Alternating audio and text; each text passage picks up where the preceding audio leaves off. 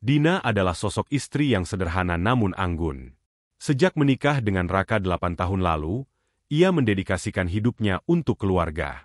Ia bukan hanya istri, tapi juga rekan bisnis, sahabat, sekaligus pendukung setia. Bersama-sama mereka membangun segalanya dari nol, dari menjual rumah kecil warisan orang tua Dina demi modal usaha, hingga akhirnya kini mereka menikmati hidup bergelimang kemewahan. Di mata tetangga dan kerabat, kehidupan Dina dan Raka tampak ideal. Rumah besar bergaya modern, 2 mobil di garasi, dan anak-anak mereka yang ceria dan cerdas melengkapi gambaran keluarga sempurna itu. Dina tak pernah mengeluh meski kesibukan Raka kian menjadi-jadi. Ia percaya, kerja keras suaminya demi masa depan keluarga namun, perlahan-lahan, perhatian Raka terhadap Dina mulai berkurang. Ucapan, "Selamat pagi," dan "Selamat malam," yang dulu hangat kini berubah menjadi sapaan dingin atau bahkan diam sama sekali.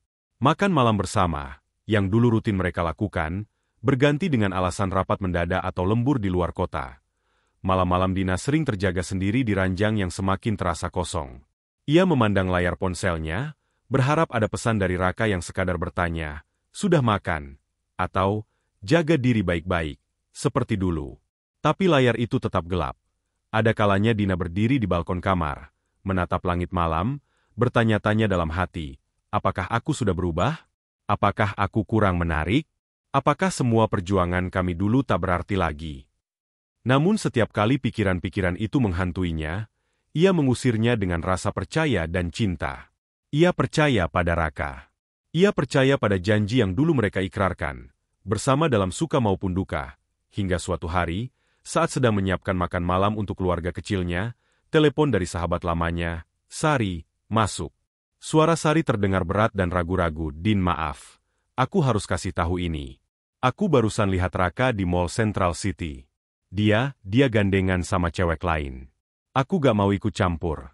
Tapi aku tahu kamu harus tahu." Dina mematung. Pisau di tangannya hampir terjatuh.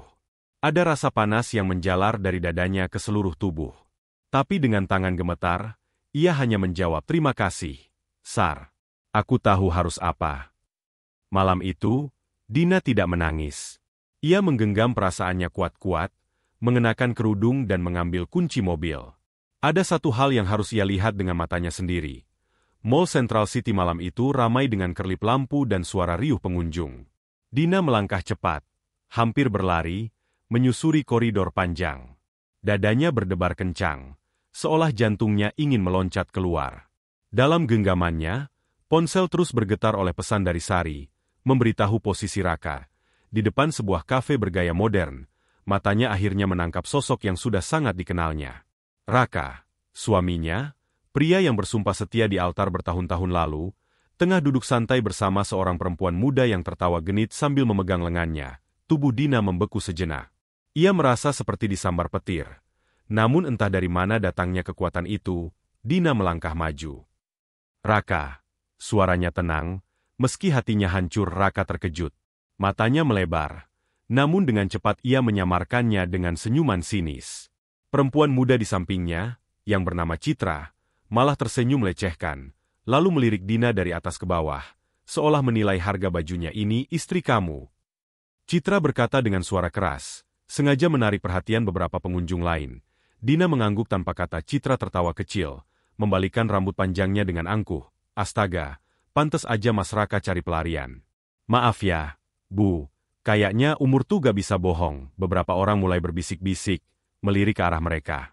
Dina merasakan pipinya memanas, bukan karena malu, tapi karena amarah yang ditahan. Raka menambahkan, dengan nada seolah-olah menjelaskan, "Dina, kamu itu terlalu sibuk sama rumah, sama anak.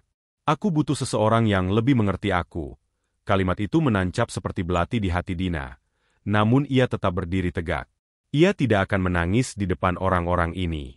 Ia tidak akan memberi mereka kepuasan itu. Dengan suara serendah mungkin, Dina berkata, "Mengerti kamu? Aku yang membangun semua ini bersamamu. Aku yang berdiri di belakangmu saat kamu bahkan tidak punya uang untuk bayar kontrakan." Citra mendengus meremehkan. "Ah, Bu, masa lalu tuh gak penting. Yang penting sekarang, siapa yang bisa bikin Mas Raka bahagia?" Dina menatap keduanya dalam diam. Ada rasa marah, sedih, jijik, dan terluka bercampur jadi satu. Tapi di balik semua itu, ada satu keputusan yang mulai terbentuk di dalam dirinya. Keputusan yang akan membalikan semua permainan ini. Tanpa berkata apa-apa lagi, Dina berbalik dan pergi, meninggalkan mereka yang masih tertawa. Namun dalam hatinya, ia bersumpah, "Kamu mau kebebasan, Raka? Akan kuberikan. Tapi kali ini, kamu akan membayar mahal untuk itu." Malam itu setelah pulang dari mall, Dina tidak menangis. Ia tidak meratap, tidak mengurung diri, sebaliknya, ia membuka laptopnya, memanggil pengacaranya, dan mengaktifkan semua rencana darurat yang selama ini ia siapkan, bukan karena curiga, tapi karena kehati-hatian.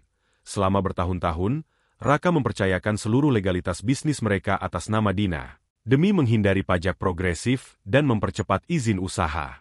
Semua aset, rumah, mobil, perusahaan, rekening besar, terdaftar atas nama Dina. Dina menyusun langkah cepat.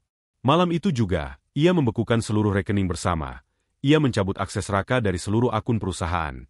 Ia mengubah seluruh password penting. Ia mengunci properti mereka, memerintahkan satpam pribadi untuk tidak membiarkan Raka masuk tanpa seizinnya. Keesokan harinya, Raka datang ke kantor seperti biasa, hanya untuk mendapati kartu aksesnya diblokir. Di meja resepsionis, ada surat panggilan pengadilan untuk proses perceraian, lengkap dengan daftar aset dan tuntutan hak asuh anak. Marah besar, Raka langsung menelepon Dina. Suaranya meledak-ledak. "Apa yang kamu lakukan, Dina? Kamu mau menghancurkan hidupku?" Dina menjawab dengan tenang, "Aku hanya mengambil kembali apa yang selama ini kamu abaikan, harga diriku." Tidak cukup sampai di situ, Dina juga mengadakan konferensi pers kecil. Ia tidak membuka aib, tidak mengumbar skandal. Hanya dengan elegan ia mengumumkan bahwa ia mengambil alih penuh bisnis keluarga untuk fokus membesarkan anak-anaknya, sambil tersenyum di depan media. Dunia bisnis yang semula menghormati Raka kini berbalik badan. Investor menarik diri. Rekan bisnis menghindar. Reputasi Raka runtuh lebih cepat daripada ia bisa membangun kembali. Sementara itu, Citra, si perempuan muda itu, yang semula silau akan harta dan kemewahan, segera pergi meninggalkan Raka setelah menyadari semua aset telah lepas dari genggamannya. Raka kini benar-benar sendirian, kehilangan uang, kekuasaan, cinta. Bahkan anak-anaknya yang lebih memilih beberapa minggu setelah proses perceraian dimulai, Raka semakin terpuruk. Ia berusaha keras untuk mengembalikan apa yang hilang. Tapi setiap langkah yang ia ambil terasa sia-sia. Reputasi bisnis yang hancur, perusahaannya yang kini tak lagi berkembang tanpa Dina di belakangnya, membuat Raka semakin terasing. Di sisi lain, Dina memilih untuk tetap diam, tak mengungkapkan apapun pada siapapun. Ia tidak mengumbar kesedihannya atau berusaha menunjukkan bahwa ia senang melihat Raka menderita. Baginya, itu bukan tentang kemenangan. Ini adalah soal harga diri yang telah direnggut darinya, dan ia ingin mengembalikan segalanya dengan cara yang lebih elegan. Gal bersama Dina. Suatu hari, Raka menghubungi Dina lagi.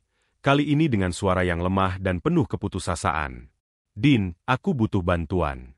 Semua ini sudah hancur. Bisnisku, aku kehilangan semuanya, tolong. Aku nggak bisa hidup begini." Dina mendengarkan dengan tenang. Ia tahu ini adalah permainan yang sudah ia menangkan. "Kamu masih ingat apa yang pernah kamu katakan dulu?" tanyanya. Raka terdiam. Tak ada jawaban. Dina melanjutkan, "Kamu bilang aku sudah terlalu tua dan membosankan. Kamu bilang kamu butuh hiburan dan seseorang yang bisa mengerti kamu. Lalu, apakah kamu sekarang mengerti apa yang sudah kamu lakukan, Raka?" Raka terdiam. Suasana menjadi sunyi, hanya terdengar suara napas mereka berdua. Dina, dengan penuh ketenangan, melanjutkan, "Aku tidak ingin membalas dendam, Raka. Tapi aku ingin kamu belajar satu hal. Tidak ada yang lebih berharga daripada seseorang yang selalu ada untukmu. Bukan hanya ketika segala sesuatu baik-baik saja, tapi juga saat kamu terpuruk." Dina lalu menutup telepon itu tanpa menunggu jawaban. Tak ada lagi yang perlu ia bicarakan dengan Raka. Raka kini menyadari sepenuhnya bahwa ia telah mengubur masa depannya sendiri dengan tangannya sendiri. Ia kehilangan istri yang dulu begitu mencintainya, kehilangan anak-anak yang kini lebih memilih bersama Dina, dan kehilangan segala kenyamanan yang dulu ia miliki. Di saat-saat terakhirnya, Raka duduk di ruang kerjanya yang kosong, memandang surat cerai yang ditandatanganinya. Air matanya menetes, bukan karena penyesalan, tapi karena rasa hampa yang tak bisa ia elakkan. Ia tahu, Apapun yang ia lakukan sekarang, semuanya sudah terlambat. Beberapa bulan setelah perpisahan itu, Dina kembali menemukan dirinya. Ia kini lebih kuat dari sebelumnya. Bisnis yang ia pegang dengan tangan kokoh terus berkembang, dan ia membangun kembali kehidupan yang dulu sempat hancur. Setiap pagi, ia bangun dengan tekad baru, bukan untuk membalas dendam, tetapi untuk hidup dengan kebebasan yang telah ia peroleh.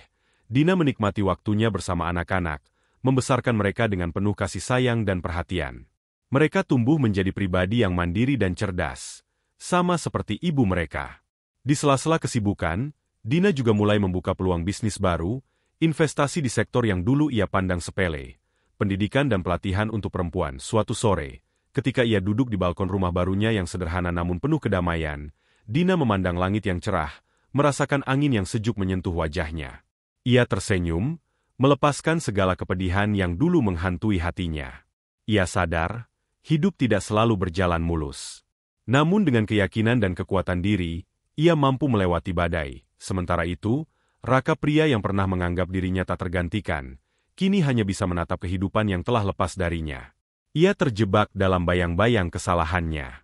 Tanpa Dina, hidupnya sepi, dan ia hanya bisa melihat dari jauh kesuksesan wanita yang dulu dipandang sebelah mata. Pada suatu sore yang tenang, sebuah pesan dari Dina masuk ke ponsel Raka. Sederhana, tanpa emosi, aku tidak akan pernah membencimu, Raka. Tapi aku juga tidak akan menoleh kembali. Semoga kamu menemukan jalanmu. Raka terdiam membaca pesan itu, matanya mulai berkaca-kaca. Ia tahu, kata-kata itu bukan hanya sekadar ucapan. Itu adalah penutupan yang tak bisa ia tolak. Dina melangkah maju, membawa pelajaran hidup yang berat namun berharga. Ia tidak pernah membenci Raka. Ia hanya belajar untuk mencintai dirinya sendiri lebih dari apapun. Dan meskipun jalan hidupnya kini berbeda dari yang ia bayangkan, Dina merasa lebih bebas, lebih kuat, dan lebih siap untuk menghadapi apapun yang datang.